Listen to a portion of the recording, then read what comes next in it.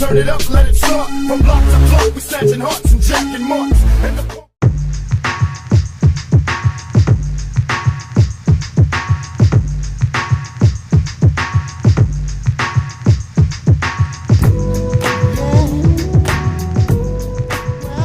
ladies and gentlemen, welcome to the Morning Toke. My name is Eddie Law. December 10th I believe, yeah, December 10th. We're getting close to Christmas, the holidays. If you haven't done all your Christmas shopping, you still got some time. I still haven't done mine. I only got my girlfriend so far, and I got my Secret Santa stuff working. I haven't gotten it yet, but I'm working on my ideas. And my shopping list is short though, because we do Secret Santa for my family. We don't do. We used to get everyone something, but it got expensive and stupid, so now we do Secret Santa. And so I got maybe like the second easiest person to buy for, which is perfect. So I'm cool with it. Anyway, so I got to buy for my mom. My mom's birthday is on like December 24th, which is like the worst because then everyone forgets your birthday because it's Christmas. But I got to get mom a gift, obviously, and then I got to get my Secret Santa. And then I got my girlfriend, my girls, and my nephew and my godson / nephew, and my niece / future goddaughter. So kind of excited. I get to watch her for a few days here coming up soon. And doing my thing. Actually, you know what? I'm gonna do this. This is gonna be an episode of my comedy of errors, since I haven't done one in forever. So if you're listening to this, it's because you're on my you're subscribed to iTunes / SoundCloud, whatever. So, and then I can release this whenever I want to. So I don't have to do it in the morning because as soon as I get to work, it's gonna be wild. So I'm not gonna get time to upload shit. But regardless, welcome to my comedy of errors. My name is Eddie Law. If you don't know about my comedy of errors, it is more of a personal podcast. You know what I mean? And so I get to just yap about whatever I want, like completely whatever I want. I can get a little more personal.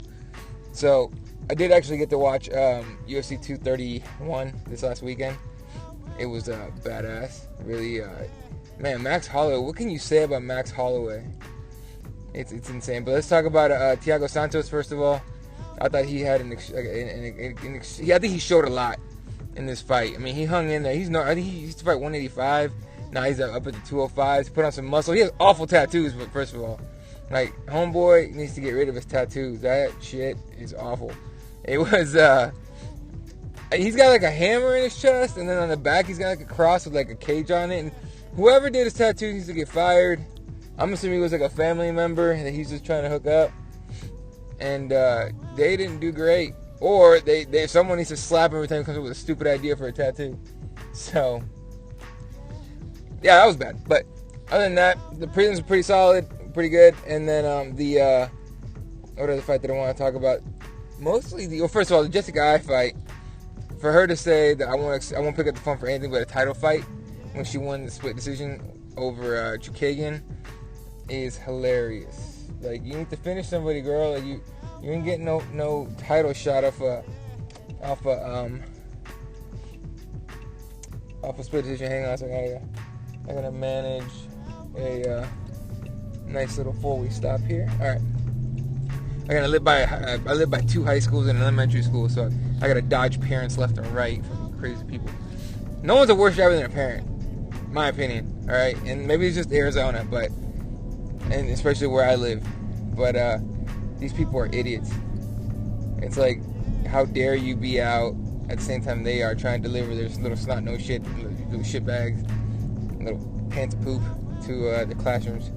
I'm joking, but still, like, fuck them. Fuck those parents that can't drive for shit.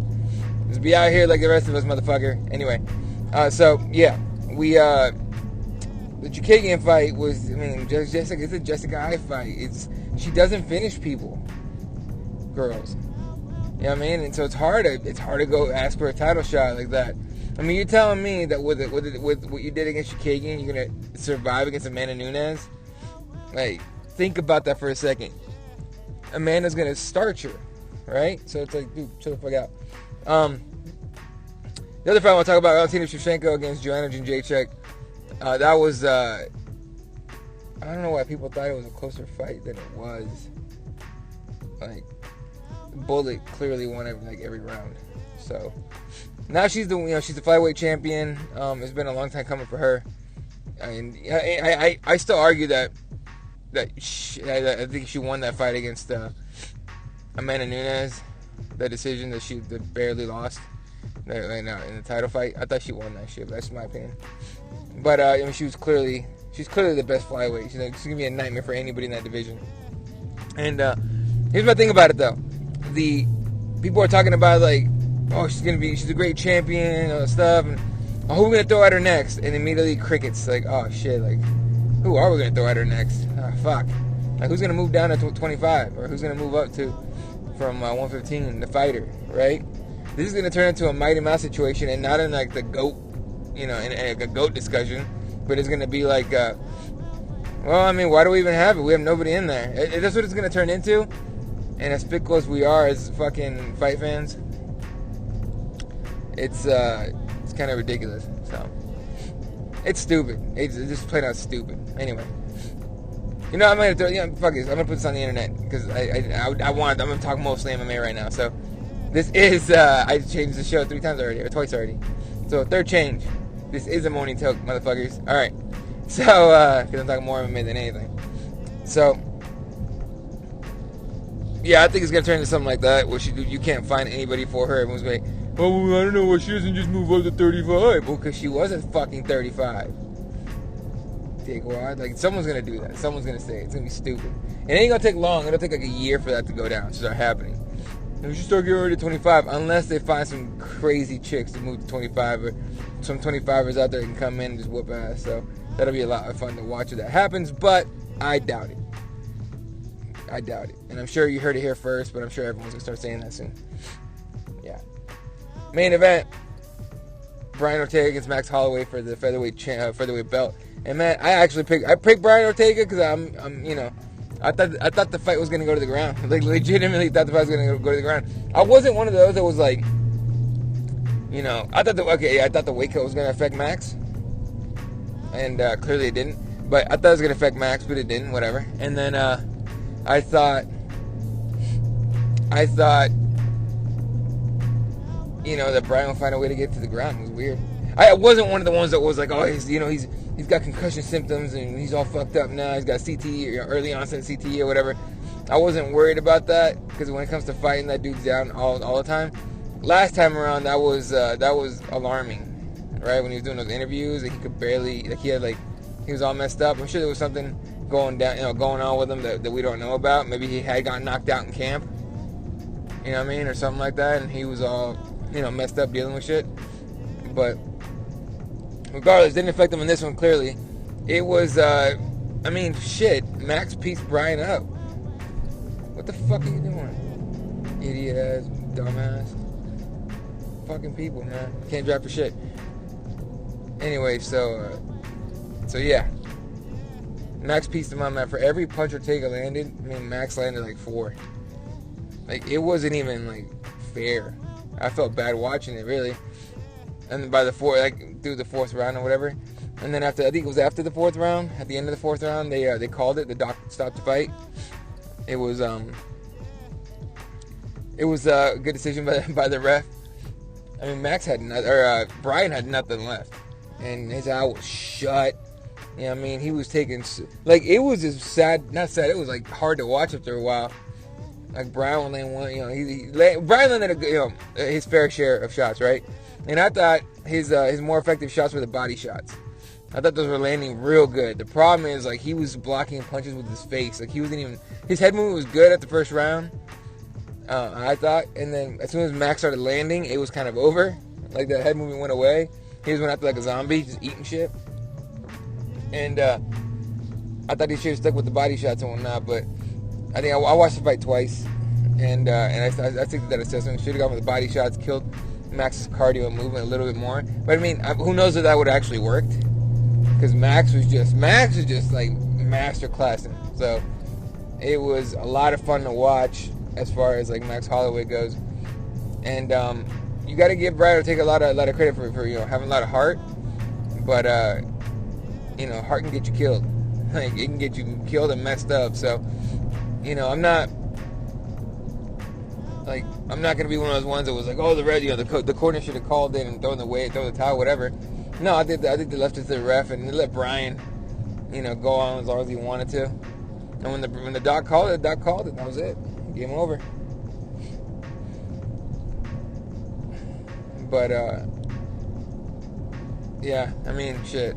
You gotta hand it to Brian Ortega for real for being a gangster. You know what I mean? And here's what bothers me. I've seen a lot. And I thought it was just going to be a little bit, but there's a lot of people saying, like, oh, hype train derailed. Brian Ortega was undefeated with Cub Swanson, Frankie Edgar, Diego Brandao, just to name a couple. You know what I mean? Like, or a few. That's not hype, dude. Like, Max is just that damn much better. Brian's hands were not ready. Like, he was not ready to throw hands with Max. But I think the ground game, he probably would have won, or he would have fared a lot better on the ground had it gone there in his favor. But Max is just so good at getting back up. He's so good at takedown defense. I mean, I'm sure he trained the hell out of it. And it was just, again, Max is just that damn much better than anybody else at 145. There's just no way around it. I mean, who are you going to throw at him now at 45 that's going to give him a good fight? There ain't going to be anybody. You know what I mean? People already throwing out McGregor. He's moved to fight McGregor. And people are gonna be like, "Oh, you're a fucking McGregor hater anyway." I'm like, no, I'm not. But I think this Max Holloway will give McGregor mad fits. It's like crazy problems. You know what I mean? I think McGregor, as far as like his one shots and his like short combos, is like, and his pressure is good. I think Max is better. And I think Max's gas tank, I mean, dude, if you think Nate Diaz pressured the hell out of McGregor and made him run those first, in that second fight, I mean, shit. Imagine what Max Holloway's gonna do to him if they fight. Especially at 55, where Max doesn't have to kill himself to 45. Shit. I mean, yeah, man, they don't want that fight. I want to see the fight. I mean, that would be a hell of a fucking fight, but Dana's gonna want to wait for a little bit before they get to that one. So yeah, I mean, I don't think it would be like Max would fucking dominate McGregor, but I think it could be kind of like the Nate fights. You know what I mean? McGregor would have to reset, run. He'd have to fucking run. Like, why does that guy get a pass on the running thing? Everyone else runs. McGregor doesn't. McGregor runs. Fuck. Anytime Nate pressured him and put him in the cage, he literally turned and ran. It's just fucking strategy. Fine. Definitely a strategy. 100%. But he ran. That doesn't mean he was a coward. Doesn't mean he was afraid of Nate or anything. He just ran. Let's be fucking real. Okay? But it'd be the same or worse with Max, I think. Because Max is like, especially with his type, with how accurate his striking, it's kind of crazy. That being said, Max just leaves himself wide the fuck open for punches. Like, he eats shit. So, McGregor being McGregor could land that one-hitter quitter and end his night. Really, definitely could. But I'd like to watch that fight for real, especially with this Max. The last time they fought, that Max he fought was clearly not as good as this one. So, it's definitely something I want to see. Anyway, so yeah, I mean, who else do you throw at Max besides the Conor McGregor fight at 55? He's not about that I'm gonna leave 145. He's like, like a king leaves his throne, someone will come and take it. And it's just like, dude, but you do know that you can't make 145 forever, right? Like, it's gonna be a lot harder in the next few fights. Plus, who you gonna throw at him? All right. So, I think we'll see him fight Ortega again someday. It just won't be anytime soon. But yeah, those people that are saying Ortega's over, it was a hype train. Eat a fat dick. He's not Darren Till. He's not, Paige Van Zandt or Sage Northcutt, where he just comes in to just hype him up. Brian Ortega got zero hype. He got zero hype. Okay, the UFC wasn't behind him trying to push him. That's a hype train. You want a hype train? Darren Till pushed by the UFC like crazy because he's a big kid from the UK. Scouser, whatever they call him. Paige Van Zandt, hot blonde chick that could fight, or at least she was like tough and stuff. Right now, Sage Northcutt, one of those dudes that was like, he's a good looking kid, he's jacked, crazy striker, but got jack shit on the ground. Those are hype trains. Those are hype trains that the UFC pushed. McGregor, for a while, was a hype train. Now, like, he's proved himself, solid. He's pretty solid now. But even McGregor for a while was a hype train, right? But Brian Ortega, not a hype train. Nate Diaz, not a hype train. Obviously, Max Holloway was in a hype train. He had to earn his way up. And now the UFC's like, oh yeah, we love Hawaii. We love Max Holloway. Still don't think they're gonna make UFC Hawaii happen. I hope they do. But I mean, there's so many obstacles in the way. It's gonna be kind of ridiculous. So yeah. Another thing that's MMA related. Apparently, Nick Diaz went on a drunken, just blabbing his mouth on Instagram on a story, talking about, fuck the UFC, at least Bellator wants to pay me, Scott Coker's a man, or whatever, he's a G. And something's up with Nick Diaz, I think, as far as who he's hanging around with and shit.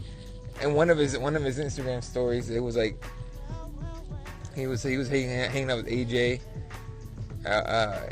Agazarm. I forgot how you say his name. If you guys know jiu-jitsu, you know AJ. Most of you fucking don't like him. Most people don't like him. I'm not a fan either, but whatever.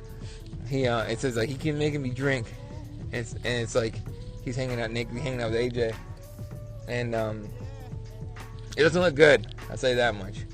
He's got a fight schedule, and Dana White confirmed it. Dana White sees those stories that someone tells him about it. He's gonna hit up Nick hey, dude, are you all right? You're gonna be okay for this fight? And probably valid questions. You know what I mean? When it comes to wow, that dude was a fucking tool. I'm watching these idiots driving, and they're legit fucking almost hitting each other for no reason. They're legit almost crashing every 2 seconds out here. Jesus Christ. Anyway, so yeah, I mean, they should definitely be checking on Nick Diaz for real. For real. Alright. Let's get to the big fish. Broke, I think, Friday night. I want to say it was Friday night. Possibly Thursday, but I'm pretty sure it was Friday night. Broken by, I think, Front Row Brian. And not even, but I'll explain why.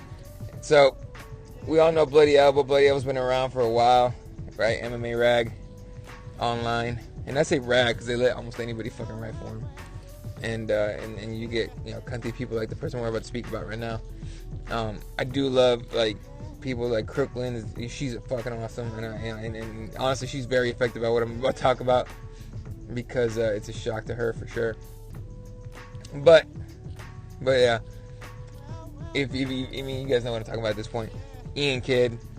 And Iain Kidd's on Twitter. Iain Kidd is one of those guys that's he's so knowledgeable about PEDs. He's super knowledgeable about performance enhancing drugs, right? Any story with PEDs, he was on it. He was ahead of the fucking curve as everybody else. He was very accurate and all that. And I had a few exchanges with him on Twitter, positive exchanges, right, where we were talking about PEDs and asking questions. He would answer pretty good. A lot of people he rubbed the wrong way. He was kind of a cunty Twitter person. He was but I understand if you start off on Twitter being a nice guy. There's a few guys that started off like that. You know what I mean? And they encountered trolls, and they got, they didn't take it, they basically let it get to them. And, trying to figure out this traffic real quick. Alright. And they let it get to them and shit, and they become, assholes, right? Because they let the trolls fucking win. Or, the trolls get to them and shit. And he's one of them, and, there's a few more, but I can't throw the names out. But, yeah, fuck. He became a total, cunt real fast. Right? He was, shitting on people and, calling, basically say, one of those guys that was maybe you don't share my opinion, you're an idiot, because I'm better than you. Well, he went a little too far this time, because I think he was, going back and forth with somebody, and that somebody decided to Google his ass, found an article from September that in August, Kidd was sentenced to some bullshit it looks like community service and probation style or type sentence for having child porn, kiddie porn, animal porn, and other extreme crazy porn, right? This happened in August. We're in December. That article was written in September. it would not have come out had he not fucking been going back and forth with somebody on Twitter. And then Front Row Brian posted it out there. And it got huge. It blew the fuck up. It blew up so hard that even like nobody from Bloody Elbow was tweeting shit. Right? And it took forever. People were tweeting at them like, hey man, you guys gonna make a statement about this shit? And they weren't saying anything for a long time. Turns out that Vox, who owns Bloody Elbow amongst a ton of pages, they had told all their BE members to like chill the fuck out and not say shit, let their legal figure it out. So I think right before the pay-per-view on Saturday, they released a statement talking about, we've terminated Kidd's contract with us, and we're shocked and appalled and blah blah blah, whatever the fuck. And then everyone from Bloody Elbow started talking. Luke Thomas started to talk about it. Crooklyn, everybody. If you go look for Iain Kidd's Twitter account, it's gone. It's like all the basically deactivated. All the tweets are gone. It's basically deactivated, and you can't really contact it. Nothing. And it's fucking wild how crazy that got. Well, how crazy it got. Like to me, it's wild that he kept it on the ref this long. You know what I mean? There was even a tweet someone pointed out of his where like someone got busted for child porn, and he kind of mocked it, and you're like, what? And it was after the August, after the sentence, right?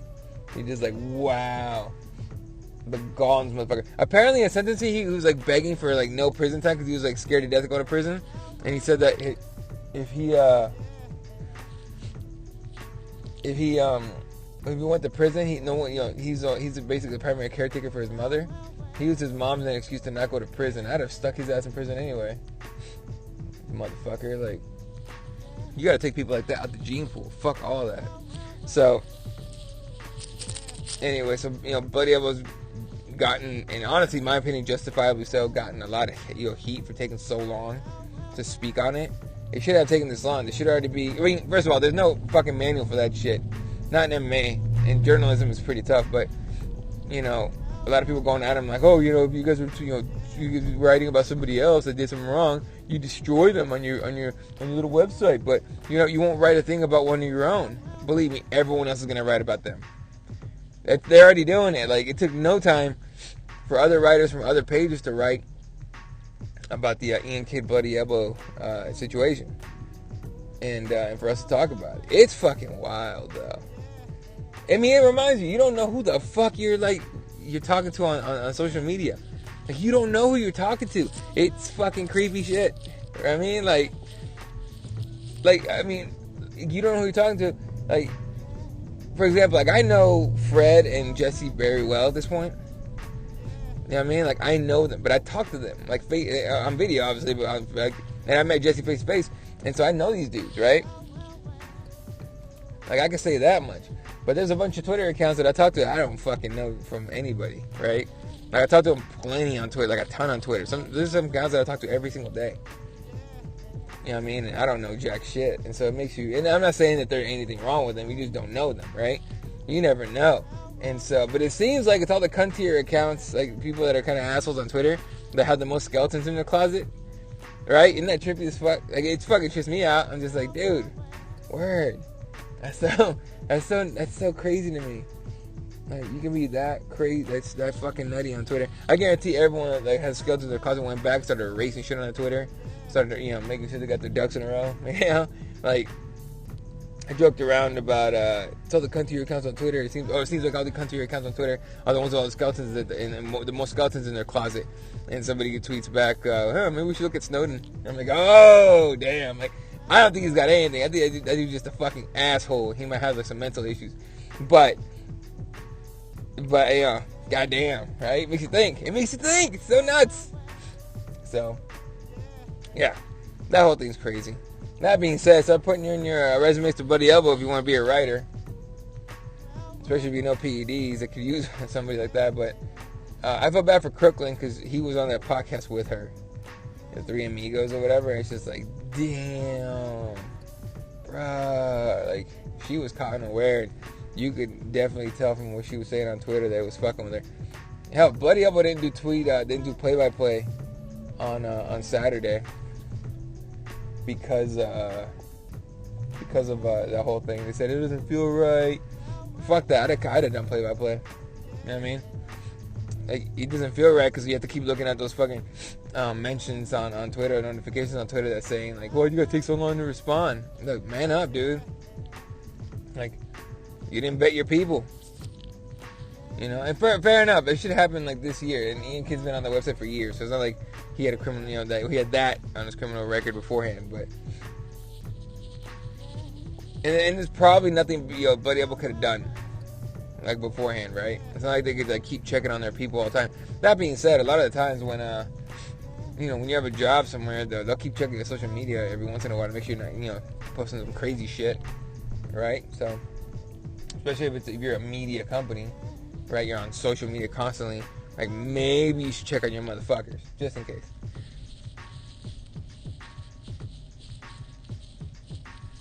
But, yeah. I don't know. It's a fucking weird situation, for real. You know what I mean? It makes me wonder how much longer I got, like, how much longer we can keep doing this shit on social media. You know what I mean? And this, keep up this MMA media game. Okay? Especially when it's moved to ESPN. Like, you have all these people doing NBA and NFL podcasts and Twitter accounts and shit. They're super small, and there's so many fans for those sports that still all go to ESPN or all go to Fox Sports and shit. The UFC is about to make that move to ESPN. I wonder how much longer we can even keep going. You know what I mean?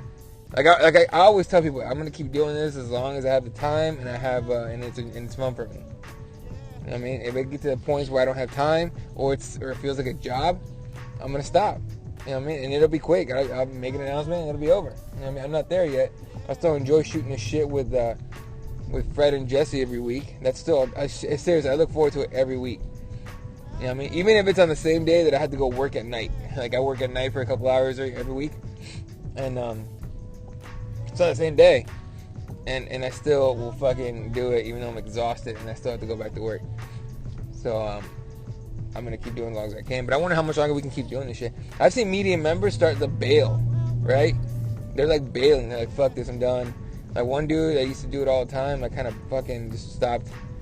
I think he put something on his Twitter like, all right, I'm done doing this. You know, appreciate the support for all these years, but he'd only been doing it for like 2 years. But you know, I appreciate it, but I've had enough. You know, and then another one that quit because of the Twitter trolls and shit. And you know, fair enough. If you can't ignore them, you know, you shouldn't be doing this. And then another one that quit because, you know, they were spending too much time on it. And you know what's funny is I always say, if you get into this for money, you're fucking up, right? But that's not entirely true. You can make this shit happen. You can make it to where you make money. It's not gonna be a lot. If you're in it to get rich, you're an idiot. You know what I mean? Like, I have my degree in broadcast journalism. Like, I'm legitimate. I've worked in journalism, right? That's done. I've done that. I got out because I realized there's some gross things about it that I can't support. Mainly the fact that there's so much money in it that it's not about telling the truth or you know, reporting the news. It's more about getting ratings now, right? So, but that's a whole, you know, another topic for another podcast. But, you know,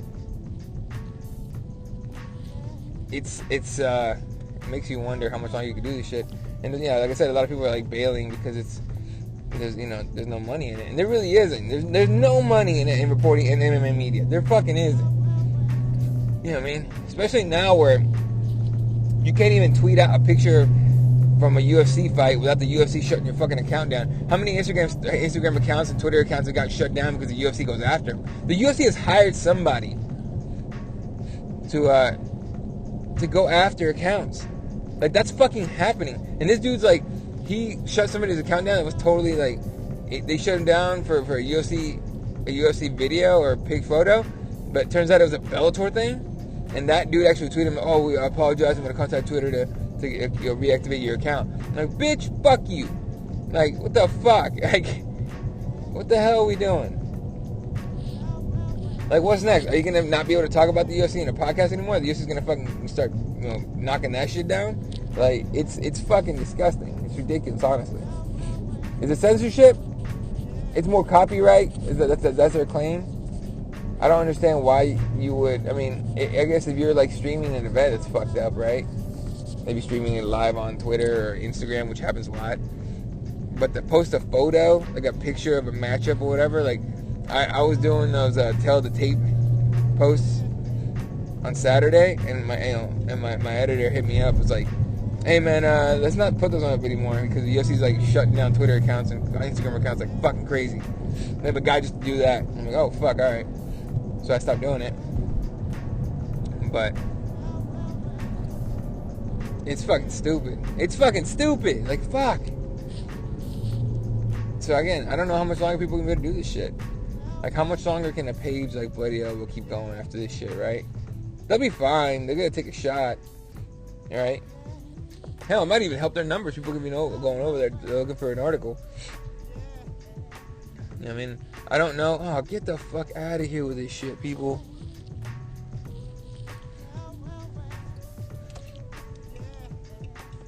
Oh, I feel bad. The car broke down. That sucks.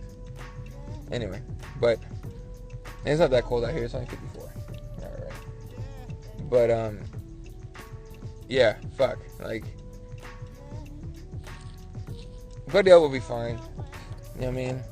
There's, you know, if you don't like how they reacted to the thing, or they didn't, you know, you don't like that they took their time responding, that's fine. Just go to another page. There's thousands of them. People ask me all the time, like, "Hey man, you make it big on your podcast yet?" And I go, "Dude, there's thousands that make podcasts." You know what I mean? And then, you know, and then people are like, "Oh, well, how come you aren't verified?" Like, I have like a little over 3,000 followers. I follow a little over 2,000. I think I follow as many real accounts as possible. Like, if you follow me and you're real, and I check, I'll follow you back. If you're like a bot, believe me, I know, and I don't. I'll leave you alone, right? Sometimes I'll block a bot.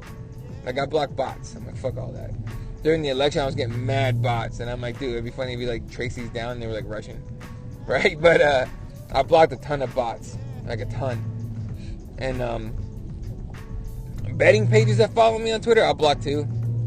I'm like, fuck you, you're not doing this shit. The second I hit follow back, you're gonna fucking unfollow me, so eat a dick. I pay attention to that shit too. The people that follow me to get a follow back, because I follow them back, and they unfollow me, I'm like, I see what you're doing, go fuck yourself, and I unfollow. Right? So, what is with all the goddamn honking today? Everyone's in a fucking, like, hurry. Like, relax, you're all late anyway, eat a fat dick. Anyway, but, yeah, shit, you know. The Twitter game is crazy, but everyone asks me, like, how come you're not verified yet? And I said, oh, I don't have, like, 10,000, 20,000, 30,000 followers. You know? I've applied for shits and giggles for the verification, and they never do it.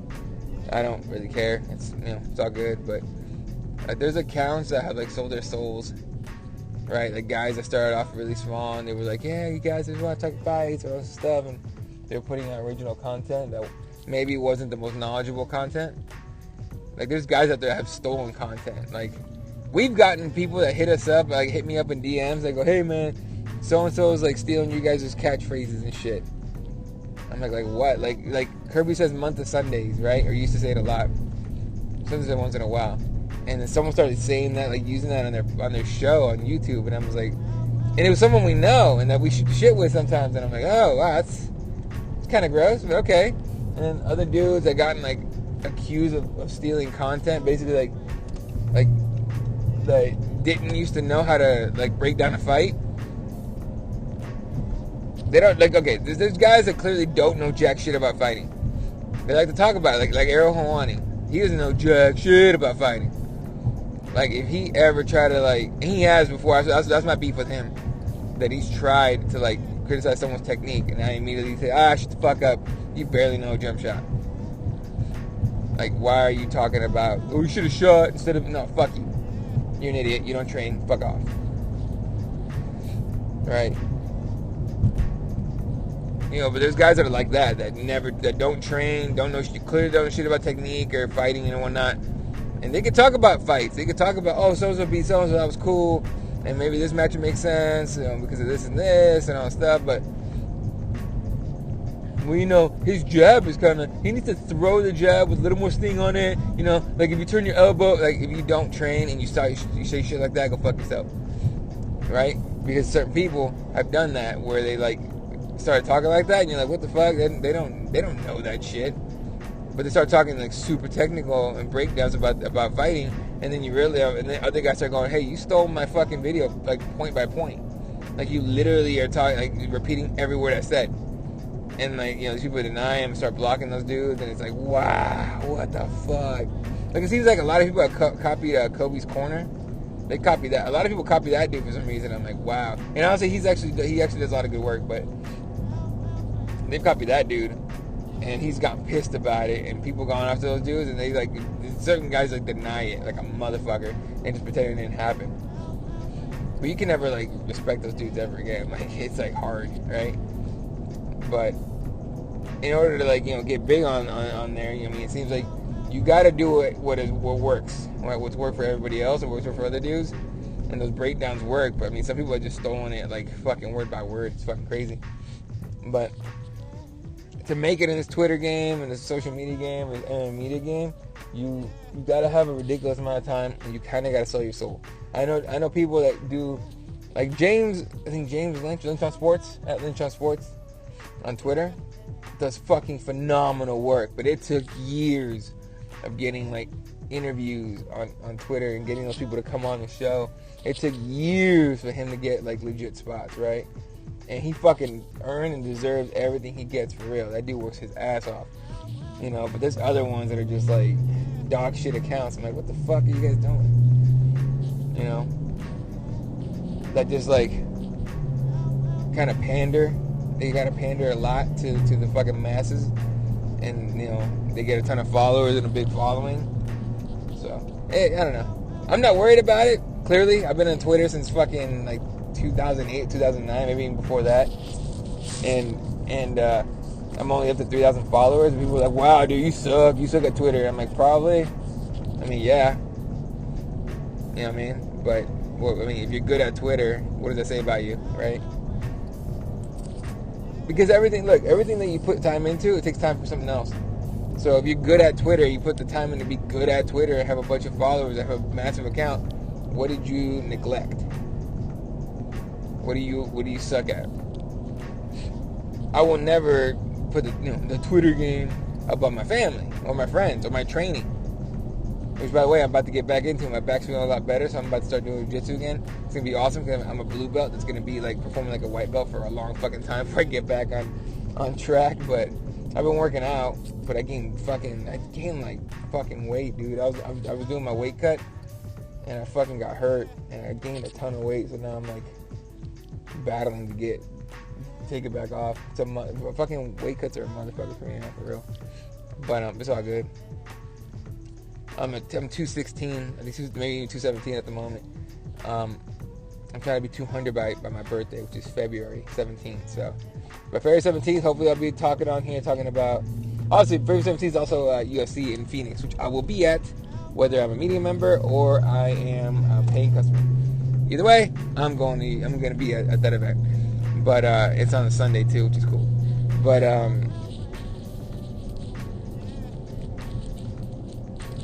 yeah, fucking gonna be trying to be 200 pounds by then. That'll be fun. Anyway, there's also a competition like mid-February that I kind of want to compete at. So if I feel good about where my body's at, I'll fight. All right. This is a long ass show today, so appreciate you guys a ton. I appreciate everyone that listens, and you guys are all these bad motherfuckers. Love you guys. The show changed like 3 times today, but we are going to keep this as Morning Toke. I'll put this on YouTube. Fuck it. Yeah. Shout out Spices Pros. Get all your stuff now because for Christmas, you know, like Christmas dinners and all that stuff, like overnight shipping and whatnot. Like I think they're gonna be putting out something out on Twitter or something where it's like, hey, you know, but you order by this day to get it by Christmas or before Christmas. And it's, you know, I know seasonings and food stuff, but if you're trying to make a bomb dinner for Christmas, order your shit ASAP, okay?